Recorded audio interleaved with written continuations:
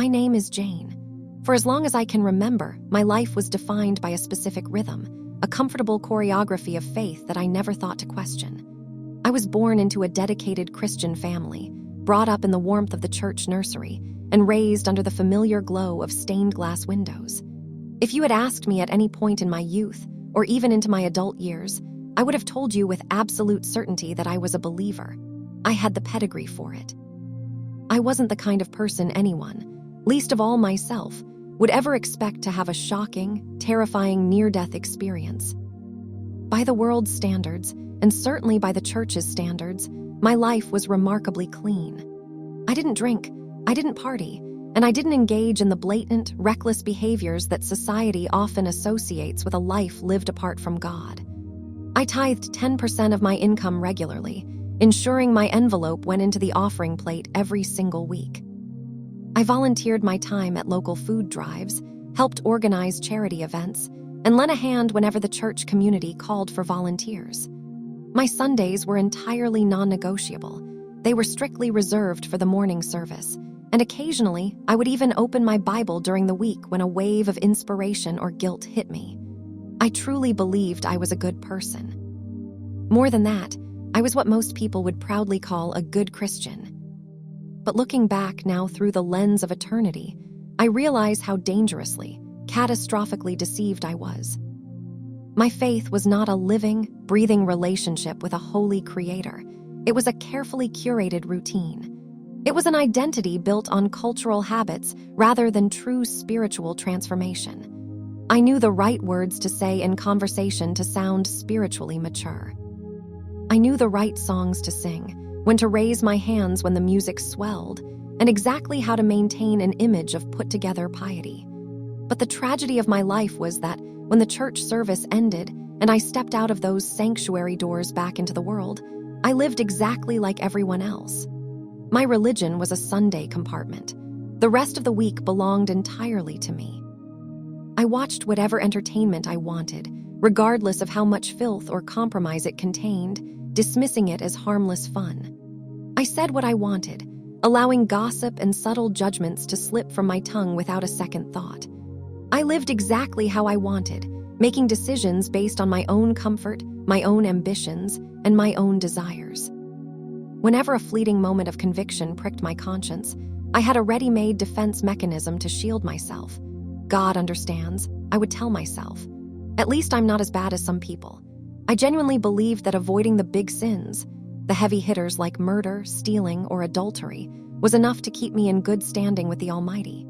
Yet deep down, beneath the polished exterior and the defensive rationalizations, I knew something was fundamentally missing. There was a vast, icy distance between myself and God that I couldn't quite explain, a hollow space that my good deeds and religious checklists could never seem to fill.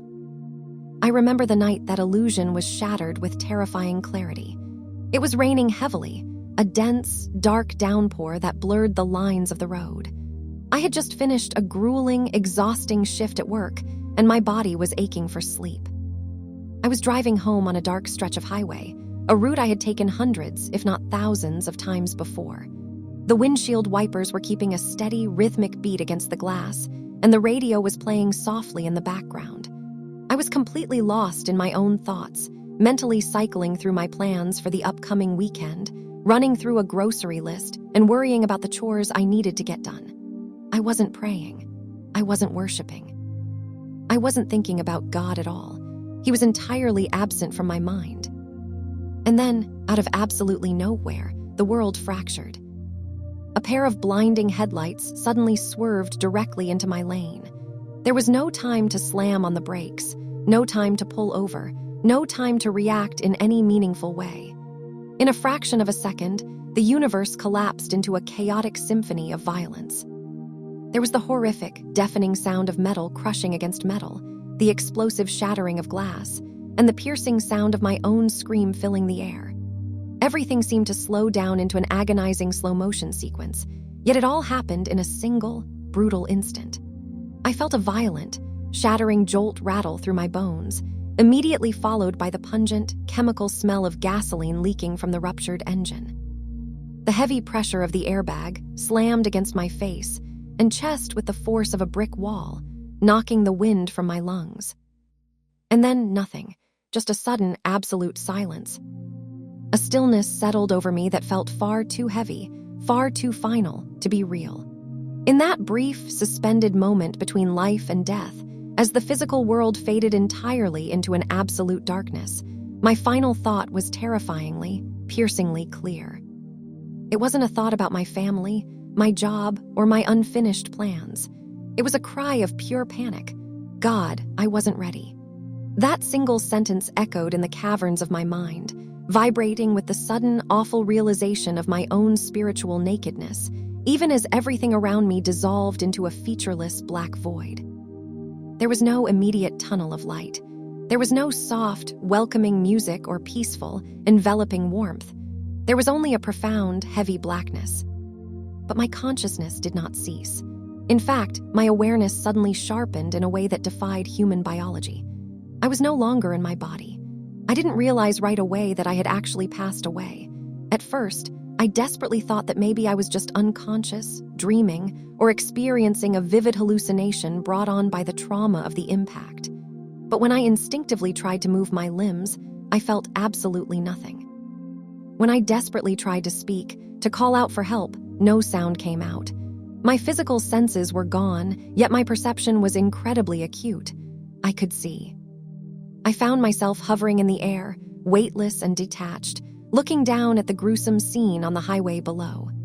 I saw my own car, mangled and twisted beyond recognition, the front end completely crumpled like a piece of discarded paper. The windshield was entirely gone, a web of broken crystals scattered across the wet asphalt like grim confetti. And there, slumped lifelessly in the driver's seat, was my own body, motionless and pale. Within moments, the night was flooded with the frantic, flashing red and blue lights of emergency vehicles. Paramedics were rushing to the scene, shouting commands over the wail of sirens, bringing out heavy metal tools to rip open the driver's side door in a desperate bid to free me. Looking at my own dead form, I should have felt panic or fear about the physical tragedy. But what washed over me instead was an overwhelming, soul-crushing sorrow. It wasn't sorrow for the violent destruction of my car, nor was it even sorrow for the abrupt ending of my earthly life. It was an agonizing sorrow because I knew, with absolute, unyielding certainty in that moment, that I was not ready to meet a holy God. All the Sundays I had dutifully spent sitting in church pews, all the times I had casually claimed the title of a Christian, all the charity work I had used to build up my ego, none of it gave me peace. None of it had prepared my soul for what was coming next. The checklist had failed me. Suddenly, I felt an undeniable force begin to pull me. It wasn't violent or jerky, but it was incredibly firm and irresistible, like a powerful, deep-sea current tugging at a swimmer. It drew me upward, away from the flashing lights, away from the screaming chaos of the highway, and away from the only world I had ever known. I passed through what felt like an invisible, heavy spiritual veil, and on the other side, I entered a realm that earthly language simply lacks the vocabulary to fully describe. This new reality was infinitely more real, more crisp, and more vibrant than anything I had ever known on Earth, but it was also profoundly foreign and terrifying. In this space, I was completely, utterly exposed. It wasn't just a physical exposure, it was a total spiritual nakedness. Every hidden thought I had ever entertained, every secret motive behind my seemingly good deeds, every careless word I had ever spoken in private when I thought no one was listening. It was all laid bare, completely transparent, with nowhere to hide.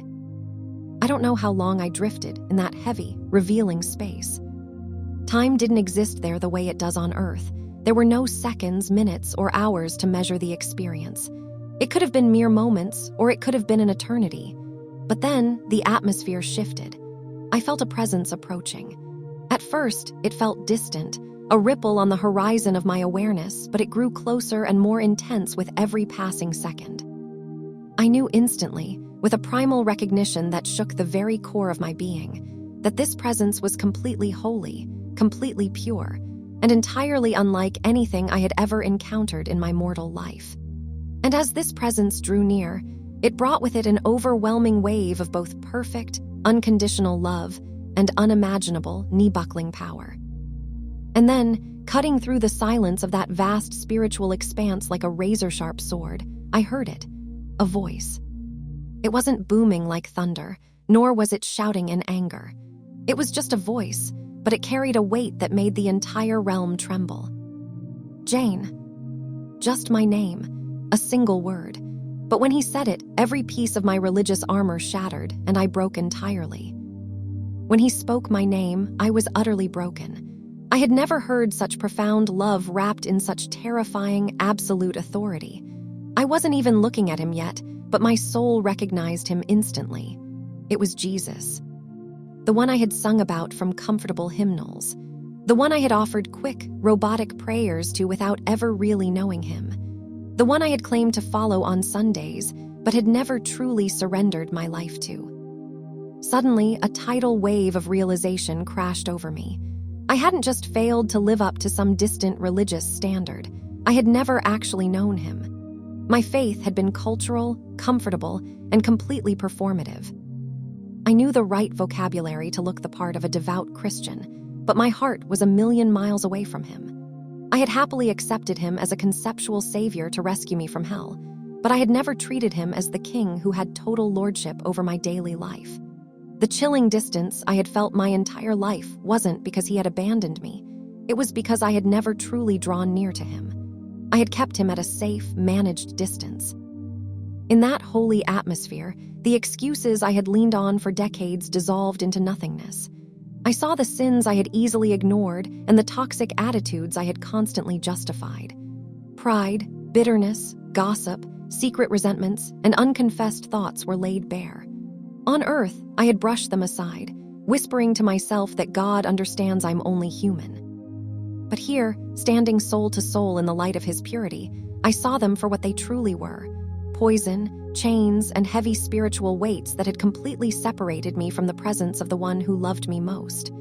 I wasn't being condemned by him in that moment, but I was deeply, undeniably convicted. The mask was gone. I had to answer the one question I had spent my entire life avoiding. Did I really know him? I had no defense, no theological loopholes, and no checklist of good deeds to offer. I had only tears of profound shame. As I wept, his voice cut through my sorrow, calm but firm. There are sins my people carry that they never bring to me, and these sins are sending them to destruction. Before I could even process the weight of those words, the atmosphere shifted violently. The blinding presence of light didn't reject me, but a terrifying reality set in. I was no longer hovering above the earthly wreckage of my car. The illusion of safety was stripped away as a powerful, irresistible spiritual gravity began to pull me. I had always casually assumed that when a Christian dies, they go straight to heaven, welcomed by peaceful clouds, golden gates, and a choir of angels. But that comfort was a lie I had told myself to stay asleep. I began to descend. As I was drawn downward, the spiritual air grew thick, cold, and suffocatingly heavy. A dense, oppressive dread pressed in on me from every side. The light above me rapidly faded into a distant, mocking speck until it vanished entirely. Panic seized my spirit. I tried to scream, to plead, to cry out for mercy, but I had no voice, no breath, only the frantic, echoing terror of my own thoughts. The darkness around me wasn't just an absence of light. It was alive. Shadows twisted and writhed, and I could sense malicious presences watching my descent, waiting for me. I remembered the verses I had casually skimmed over in church about the outer darkness, where there is weeping and gnashing of teeth. I had treated those scriptures as metaphors for someone else. Now, I was inside the warning. I began to plead silently in my mind, God, this isn't right. I'm a Christian. I went to church, I tithed, I believed in you. Please don't let me go there. But there was no response, only the sickening acceleration of my descent. Suddenly, the suffocating silence shattered. A sound pierced through my soul, the endless, agonizing screams of millions of hopeless voices trapped in eternal torment. The air grew blistering hot, a hateful, personal heat that blistered my spirit. And then, through the smoke of despair, I saw it. A towering gate of dark, lightless fire. I was being dragged directly into the abyss, not because God didn't love me, but because I had treated his holy grace like a cheap safety net while refusing to ever be born again. I had kept myself on the throne of my own heart, and now I was crossing the threshold into perfect, terrifying justice. Passing through that towering gate of fire, the temperature multiplied into an unbearable intensity. It was a suffocating heat, thick with the stench of decay and absolute hopelessness. This place was designed to strip away every earthly illusion, every religious lie, and every justification I had ever used to comfort myself. And then I saw them. Demons. Growing up, I had viewed demons as cartoonish exaggerations or vague biblical metaphors. But here, they were horrifically real. They were grotesque, twisted entities with sunken eyes, jagged claws, and wide mouths full of broken teeth. Their movements were jerky and unnatural, like marionettes twitching on severed strings. They surrounded me instantly, but they didn't attack with physical violence. Instead, they began to mock me.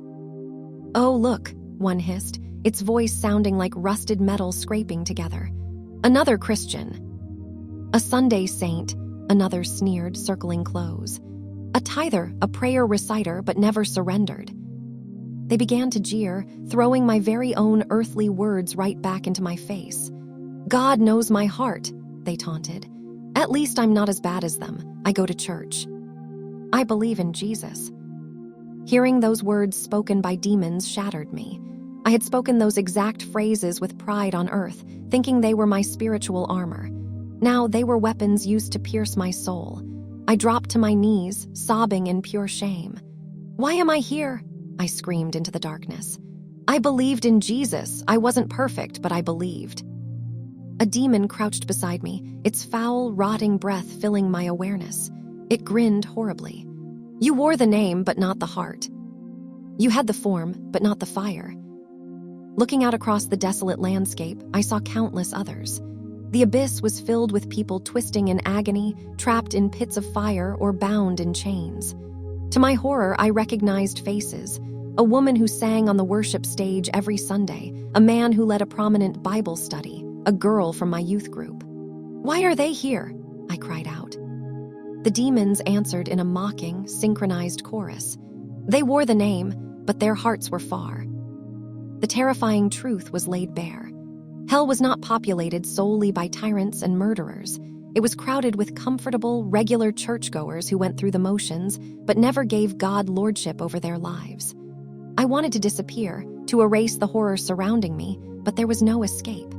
I had spent my life on the throne of my own heart, and in this place, masks did not exist. In absolute desperation, I whispered from the very core of my being, "Jesus, if you're real, if you still hear me, please have mercy." Instantly, the cruel laughter cut off. The entire realm fell dead silent. A profound shift rippled through the suffocating atmosphere. A blinding, radiant light broke through the darkness like a massive sword cutting through shadow. The demons hissed in terror, violently backing away into the deep crevices of the pit. I didn't dare look up, but every fiber of my soul recognized the presence that had just arrived. Jesus. He was not the passive, gentle figure from Sunday school paintings. He was magnificent, radiant, and terrifying in his absolute authority, yet completely overflowing with a profound sorrow and love.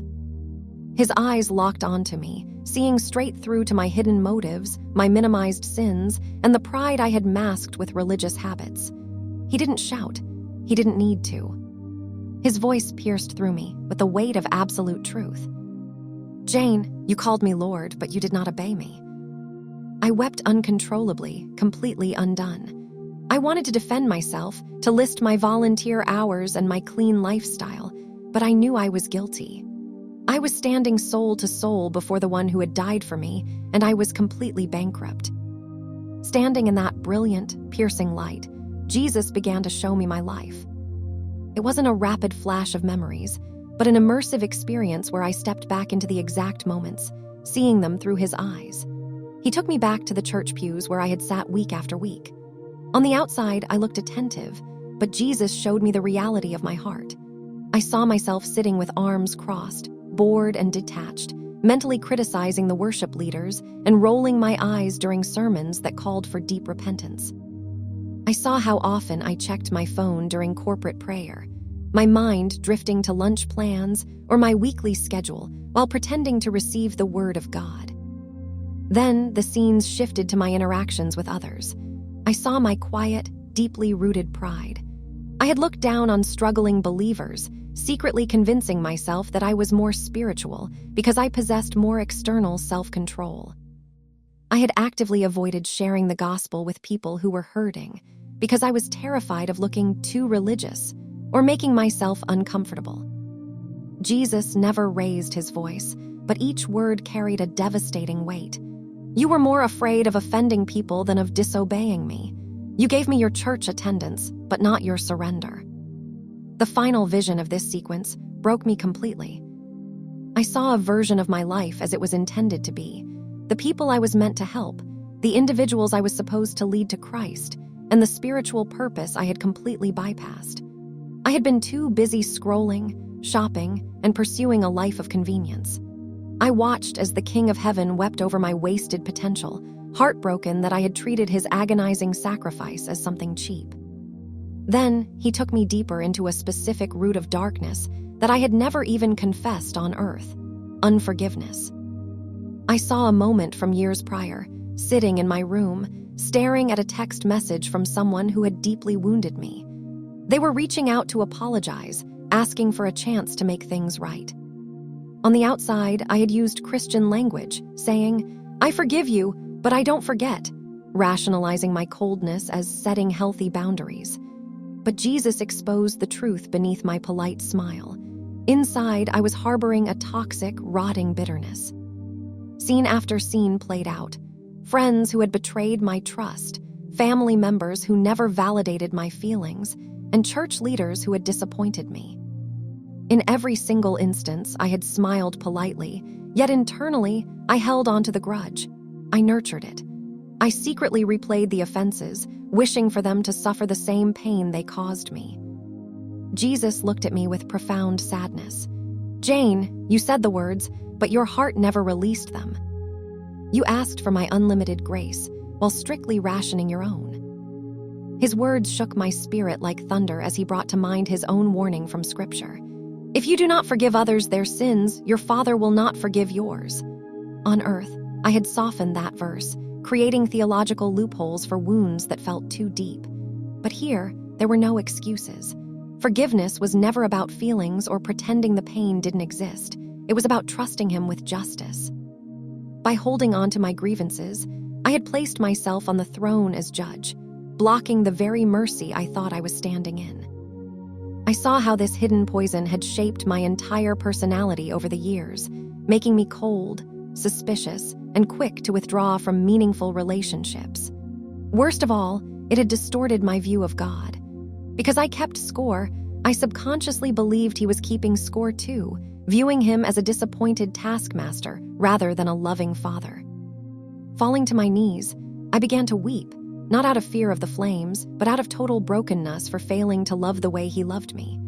I began to desperately speak names aloud, releasing old bosses, past friends, and family members, actively choosing to bless them from the core of my soul.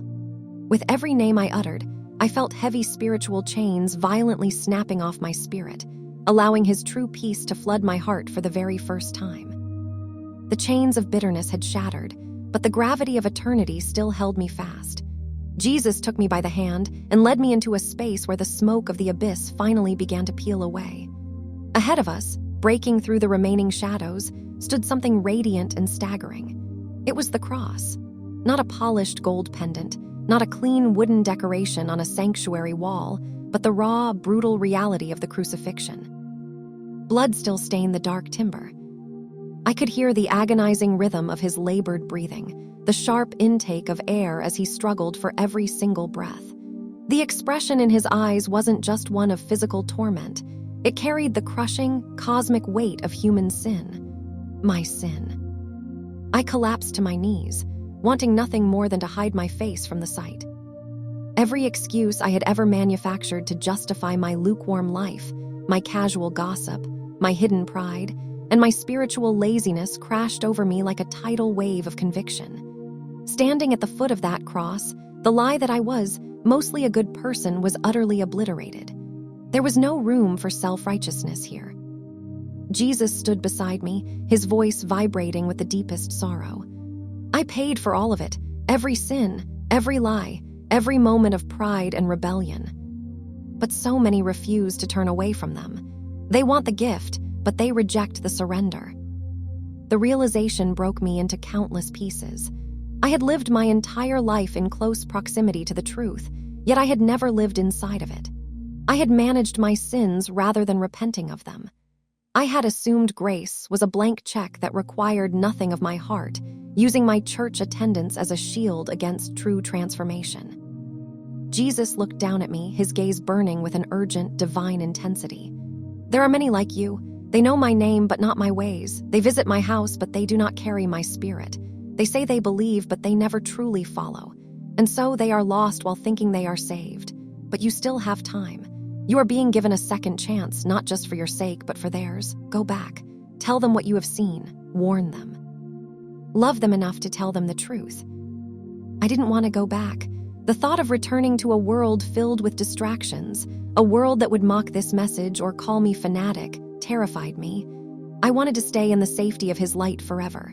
But he gently touched my shoulder, anchoring his purpose into my soul. You must go now. Time is shorter than they think. Instantly, the radiant light began to recede.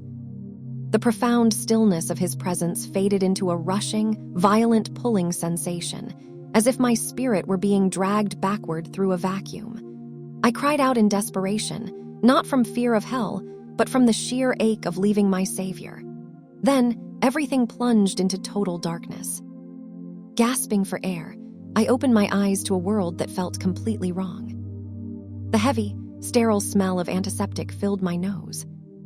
I heard the frantic, rhythmic beeping of cardiac monitors, the frantic shouting of medical staff, and the sound of someone crying hysterically nearby. The physical sensation of pain rushed back into my nerve endings.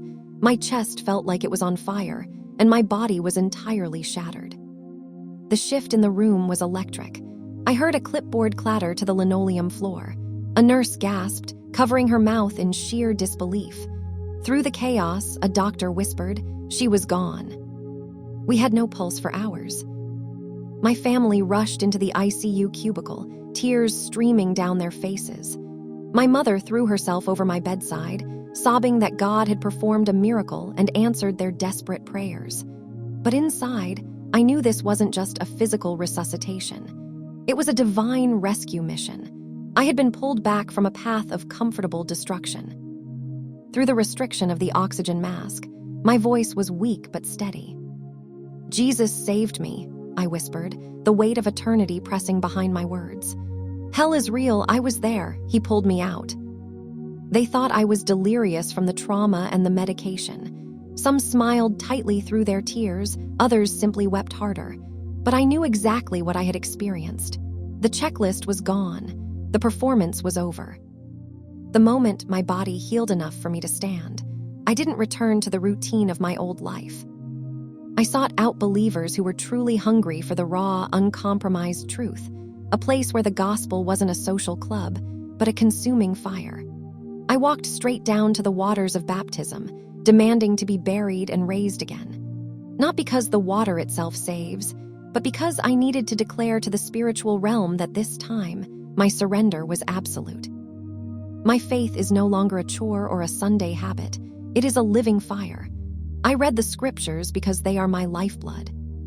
I pray because I remember what it feels like to stand naked before the throne. I share this story everywhere, in private rooms, in public spaces, and through videos, because millions are currently sitting in church pews exactly where I used to sit, asleep, compromised, and dangerously deceived. It is not enough to know about Jesus. You must know him. You must step off the throne of your own life and give him absolute lordship. Do not wait for a tragedy to wake you up, and do not gamble your eternity on the assumption of a second chance. Turn to him, lay down your masks, and surrender your heart completely while there is still time.